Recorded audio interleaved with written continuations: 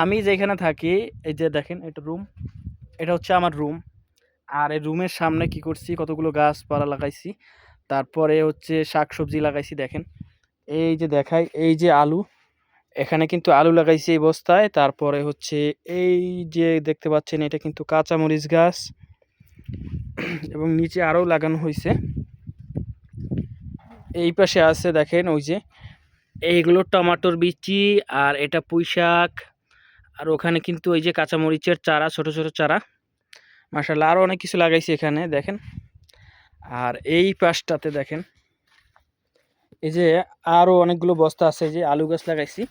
এই যে দেখেন আলু গাছ কিন্তু একটু বড় হয়েছে, আর এগুলো আজকে লাগাইছি।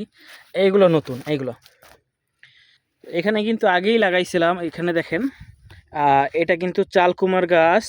আর এই যে ভেতরে দেখতে পাচ্ছেন, এটা কিন্তু পুঁইশাক গাছ।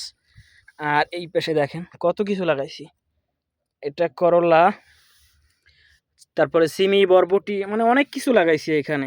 নিচে এই যে ছোট ছোট কাঁচামরিচের এই যে যে যে- যে চারা আছে। তো অনেক কিছু লাগাইছি রুমের সামনে, ইনশাআল্লাহ যদি হয়, আশা করা যায় যে খাওয়া যাবে। তো সামনে রমজান আছে 2 মাস পরে। তো 2 মাস পরে যদি রমজান হয় আর যদি তখন ফলন হয়, মাশাআল্লাহ